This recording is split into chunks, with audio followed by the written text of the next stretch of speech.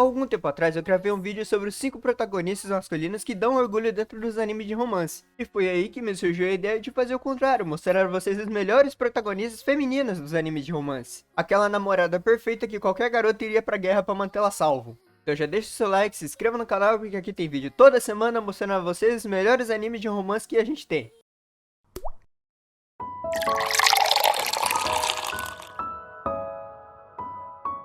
Fala aí, românticos de plantão. Antes de começar a lista propriamente, eu quero fazer uma menção honrosa que é Raftalia de Tatenoyusha. A Raftalia tá aqui como menção honrosa principalmente porque Tatenoyusha não é um anime de romance, apesar de também ter muita flertada entre ela e o protagonista. Então, apesar da gente ter um romance um pouco avançando, não é um anime que ele é focado estritamente nesse romance. Então é por isso que vai estar aqui na menção honrosa. Tatenoyusha é a história de um garoto que foi teleportado para outro mundo e ele ganhou a benção de ser o herói do escudo. Só que aí tem uma hora que ele é traído por todo mundo, ele é injustiçado, ocorre muita coisa com ele. E aí por conta disso ninguém queria fazer mais parte do grupo dele, ele não conseguia fazer XP porque ele só pode usar o escudo. E aí é muito complicado dele ficar matando os monstros. Foi então que ele teve que comprar uma escrava demi-humana, que pra quem não sabe, demi-humano é um tipo de ser que é metade animal, metade humano. E esse demi-humano era a Raftalia, que ele compra inicialmente como uma criança. E aí vai desenvolvendo a aventura entre eles, ao mesmo tempo que o personagem principal tenta limpar a ficha dele. Só que os demi-humanos dentro desse mundo, eles evoluem de uma maneira diferente. Eles evoluem conforme o nível deles. Então quanto mais XP eles ganham, mais velhos eles ficam. Então eu acho até muito interessante você ter esse desenvolvimento, porque a gente pega as 3 fases da Raftalia. A gente pega a Raftalia quando criança, que é quando ele compra ela, né? Eles começam as aventuras. Você tem ela adolescente,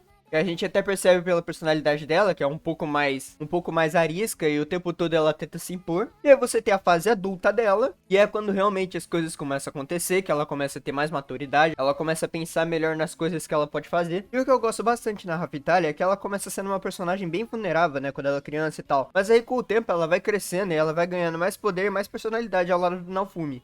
E o que mais faz essa personagem dar orgulho é que ela tinha todas as chances de largar o protagonista. Literalmente todas, porque fizeram de tudo pra tirar um do outro. Porque a desculpa de todo mundo é que a Raftalia era uma escrava do Naofumi. Só que ele nunca sequer tratou ela como uma escrava. Ele sempre tratava ela como uma filha. Então ele curou os remédios dela, comprou comida pra ela. E até uma cena que eu adoro, que é quando a Raftalia ela tava olhando umas crianças brincando de bola. E aí o Naofumi pergunta se ela queria. Ela fala, não quero não e tal. Mas aí ela vem com o rabinho abanando. Eu achei essa cena uma cena muito fofa. Até que o Naofumi ele vai lá e ele compra a bolinha pra ela e dá pra ela e tal. Muito fofo mesmo. Mas a cena que mais me impactou, que eu acho que a Raftalia ela tinha que estar nesse tópico mesmo com menção honrosa, é que, como eu falei, tentaram tirar a Raftalia do Naofumi a todo custo, inclusive fazendo um duelo entre o herói do escudo, que é o Naofumi, e o herói da lança, com a desculpa de que a Raftalia era uma escrava do Naofumi, então isso não podia. Então esse duelo ia acontecer para libertar a Raftalia, porque de acordo com o grande mal do mundo, o Naofumi ele tinha enfeitiçado a Raftalia, então por isso que ela não podia negar as coisas, e por isso ela não tava querendo não ser escrava mais dele. E uma coisa que me deixou meio puta é que o próprio rei, ele deu a mão dele nesse duelo. Mas aí fica a pergunta, naquele lugar, a escravidão não era proibida. Então se o rei, ele tava preocupado com a garota porque era escrava de uma pessoa, por que então que ele não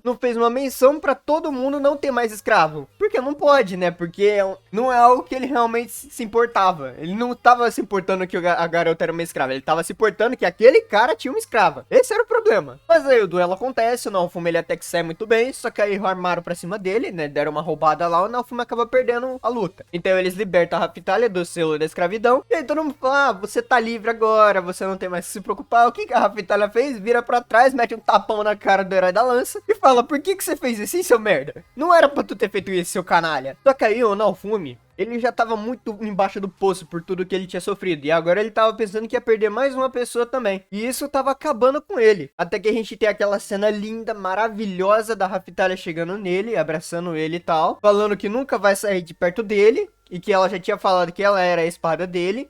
E foi exatamente nessa cena que eu comecei a achar que a Raftalia é a melhor personagem dos animes de romance, pelo menos pra mim. Então talvez possam até ter personagens melhores, mas pra mim a Raftalia é best girl, principalmente por conta dessa cena. Agora sim, começando nossa lista propriamente dita, eu quero começar com Mahiro Shina, de Otonari no Teishi-sama. A Mahiro é o exemplo de namorada perfeita sem tirar nem pôr, só que ela também tem um toque de realidade. Ela é uma personagem gentil e sempre atenciosa com o protagonista. Só que o que realmente destaca ela é que ela possui uma vulnerabilidade escondida e ela sempre tenta lentamente se abrir com o protagonista. E o que eu mais gosto da Mahiro é como a feminilidade dela acaba mudando o protagonista completamente. Porque o Tonari no Teishi-sama basicamente é uma história entre um garoto e uma garota que são colegiais da mesma escola, e porventura são vizinhos e que moram sozinhos cada um deles. Até que um dia o protagonista acaba encontrando a Mahiro no meio da chuva, e acaba emprestando o guarda-chuva dele pra ela. E é aí que a história realmente começa. A Mahiro, pra tentar agradecer, vai até a casa dele, eles descobrem que eles são vizinhos, só que ela descobre que o protagonista tem uma vida de lixo. O cara não se destaca, vive emo a vida toda, a casa dele tá horrível, o cara não come comida direito. E aí a Mahiro olhou pra ele e falou, não, vamos mudar essa merda aqui, pô. E aí aos pouquinhos você vê as coisas acontecendo, você vê o protagonista se cuidando melhor da casa. E enquanto isso você vai vendo o desenvolvimento deles crescer. E nesse anime eu não posso falar muito do protagonista, porque o protagonista ele é meio bundão. Então ele gosta dela o tempo todo, mas raramente ele toma alguma atitude que a gente fica... Yes! O que cabe a Mahiro ser essa garota imponente e que a gente torce pra ficar junto. Então a Mahiro, ela tá o tempo todo dando orgulho pra gente. Então ela toma muita atitude. Ela tá o tempo todo na ativa. Não à toa foi ela que pediu o protagonista em namoro no meio da escola inteira, mesmo que isso pudesse prejudicar um pouco o seu histórico dentro daquela escola. A segunda protagonista que eu vou falar aqui é Aileen, de Akoyako Reijou. Aileen é basicamente uma vilã que ela foi reencarnada no mundo de um livro que ela acabou lendo. E a partir disso ela tenta mudar o destino dela, porque o destino dela é ser morta por um dragão. E era, na verdade, um outro príncipe do reino onde ela morava. Só que ao invés de seguir os clichês de vilã, ela usa o conhecimento dela pra mudar a história e conquistar o amor do protagonista. E a Aileen, ela tá o tempo todo tomando atitude. Desde o primeiro episódio, ela já tá tomando atitude pra caramba. Porque a ideia dela, pra não morrer, foi literalmente se casar com a pessoa que ia matar ela. Que era o segundo príncipe daquele lugar que foi isolado porque ele tem um poder que ninguém conhece. Então ela já chega lá e fica lá em si. Mano, acho que ela fica um dia inteiro tentando convencer a protagonista a se casar com ela. Até que ela consegue e ela começa a dar uma geral no castelo. E o que eu acho tão bom nesse anime é que ambos os protagonistas, eles são muito atacantes. Então você tem o tempo todo um flertando com o outro. Só que enquanto o protagonista ele é mais sutil nos ataques dele, a Ellie é completamente camisa 10. Então ela sempre tá correndo atrás, ela que vai resolver. Se ela tá com ciúme, ela vai lá ver o que aconteceu. Então no começo a ideia de se casar com o protagonista era só uma ideia dela se manter viva, só que aí conforme o tempo vai passando, eles vão pegando mais amor um pro outro. E aí tem muita cena de reviravolta que vai deixar você bem acalorado, porque contando spoilers agora, tem um determinado momento da história que o protagonista ele perde a memória e não acaba lembrando da Aileen. Então a Aileen vai lá e tenta fazer de tudo pra tentar conquistar o protagonista novamente. E eu adoro esse anime, pra mim foi uma das grandes surpresas da temporada que ele lançou. Inclusive temos casamento no final, uma coisa que eu só fiquei um pouco intrigado é que não teve beijo, infelizmente. Né, não tivemos beijo nesse negócio, mas tivemos praticamente tudo, temos declaração, temos casamento, temos de tudo um pouco. A terceira protagonista que eu vou falar aqui é a Rainha Demônio de Mao Yusha. A ideia desse anime eu achei muito intrigante, porque dessa vez a Rainha Demônio ela não é retratada como uma pessoa ruim, completamente ensandecida e que é o caos pra todo mundo. Muito pelo contrário, que ela quer se casar com o protagonista para que ambos possam construir um lugar melhor pra todos. E a Rainha Demônio, pensa numa mina atacante. Eu acho muito legal como os roteiristas eles conseguiram fazer essa relação deles crescer relativamente natural. Então no começo você tem os dois se conhecendo, você vê o desenvolvimento deles crescer, até que mais pra frente você vai vendo que ambos realmente um se importa com o outro e vão tentar fazer de tudo pra que ambos fiquem felizes. E a Rainha Demônio, ela é muito carismática. Mano, ela literalmente tem um travesseiro. Sabe aqueles da Kimakura, que tem uma personagem de anime nele? Então, ela tem um desses, só que com o protagonista. Então, a cada cena engraçada que essa garota entrega pra gente, já começa também que foi ela que pediu o protagonista em casamento.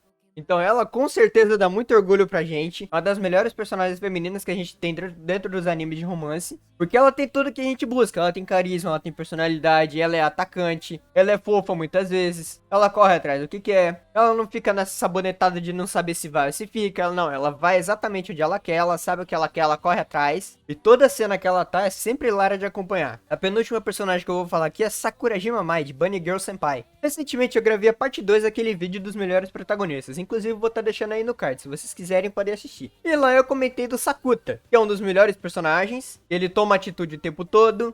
E simplesmente o cara é foda. Só que aí, paralelo a isso, a gente tem a Mai, que também é um mulherão da porra. Porque enquanto no começo a gente tem o Sakuta sendo a pessoa que mais toma atitude, mais pra frente a gente vai vendo que quem pega esse papel é a Mai. Tanto é que no filme, quem demonstra mais esse tipo de coisa é a Mai. Porque, vou dar um spoiler, novamente. O Sakuta, ele ia ser atropelado por um carro. Só que aí, por conta das coisas sobrenaturais que acontecem naquele anime, a Mai acabou sabendo disso. E aí, pra tentar salvar o Sakuta, ela que se enfia na frente do carro pra tentar tirar ele de lá, pra aí sim ele se manter salvo, só que aí, a partir disso, ela acaba indo de Vasco.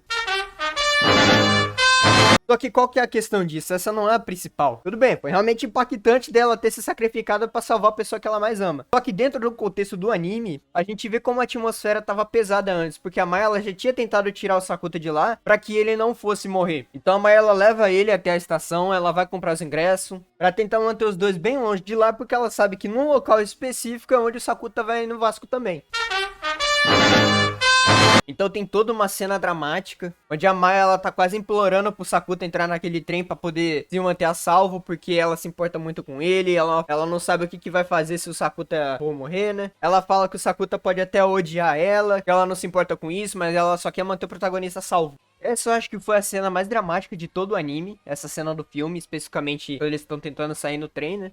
E o que mais torna a Mai uma das melhores personagens femininas é porque ela literalmente tentou tudo. Tudo que ela podia pra tentar salvar o Sakuta, ela fez. Ela tentou tirar ele de lá, tentou conversar com ele, tentou achar outra forma, mas nada funcionava. Até que ela literalmente chega no ápice, que é se sacrificar no lugar dele. É lógico que depois as coisas vai ficando bem e tal, mas aquela cena é muito impactante. Eu chorei um monte dentro daquele anime. Então eu acho que uma personagem onde tentou todas as opções pra manter a pessoa que ela ama a salvo, e ainda assim não funciona, ela resolve se sacrificar no lugar dele, eu acho que não tem como dar um orgulho maior do que esse. Vocês podem dizer aí se eu tô errado, mas eu pelo menos não conheço nada que seja mais grandioso do que você sacrificar sua vida em prol de quem você ama. Eu digo aí nos comentários se eu tô errado. E agora, pra fechar, temos Rich de Shino Nakama. Shino Nakama é basicamente a história de um cara que ele é banido do grupo dele, porque considerarem ele muito fraco, e ele vai viver uma vida pacata dentro de uma cidadezinha como farmacêutico. Até que um dia a Rich encontra ele e começa a morar junto com ele. A Rich é basicamente uma princesa guerreira e morava em basicamente um dos melhores reinos que tinha lá, né? Um dos maiores, mais imponentes. Mas ela escolhe viver a vida dela, né? Uma vida simples e mais pacata dentro daquela cidadezinha com o protagonista que é o Red, que é um pseudônimo que ele criou, muito também embasado no nome da Rich.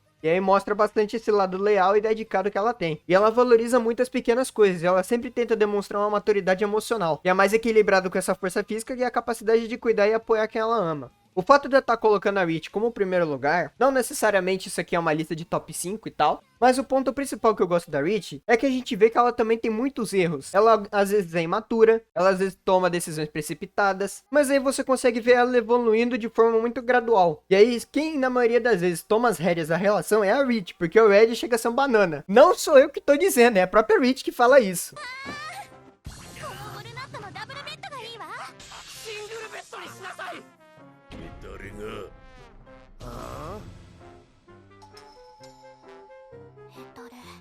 Porque eles vão lá comprar uma cama, porque agora a Rich tá dormindo junto com o Red. E o que o Red faz? Ele compra uma cama de solteiro pra ela. O vendedor da loja olha pra ele e fala, seu banana. Aí ele olha pra Rich, a Rich olha pra ele e fala, seu banana. Porque tava todo mundo falando pra ele comprar uma cama de casal. O cara vai lá e compra outra de solteiro. Aí é foda, não dá pra defender. Mas tem todo esse poço de carisma que a Rich pode dar pra gente. Tem uma cena em específico que é muito maravilhosa. Porque a gente tem um aventureiro desse lugar que começa a ameaçar o Red. E a Rich não tava em casa, porque a Rich basicamente foi lá comprar hidromel na rua. A Rich chega dentro de casa e vê o Red no chão com esse aventureiro quase em cima dele pra tentar cacetar ele. A Rich já chega lá, mete uma bicuda no cara, joga ele na parede e fala, o que você tá fazendo aqui, parça? Esse Roela que tu atacou é a pessoa mais importante pra mim, então se você fizer alguma coisa com ele, eu vou ter que te matar. Já chega assim, fia, a bicha possessiva. Maravilhosa essa cena, ela dá muito orgulho. Uma das personagens mais carismáticas e mais atacantes que a gente tem dentro do anime, ela toma atitude o tempo todo. A segunda temporada eu confesso pra vocês que eu achei meio paia, porque não focou mais no casal principal, começou a focar na irmã do protagonista que,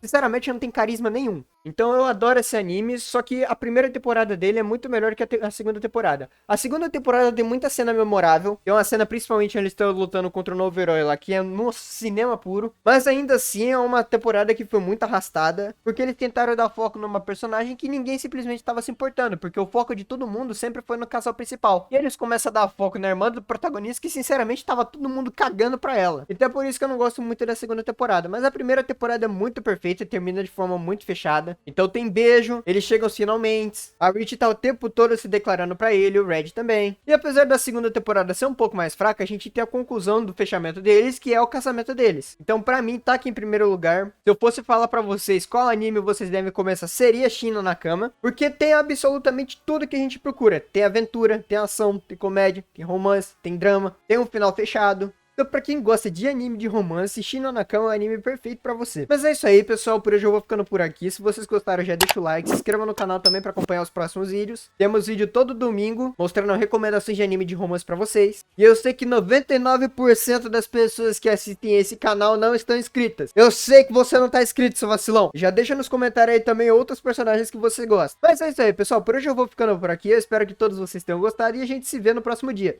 Falou!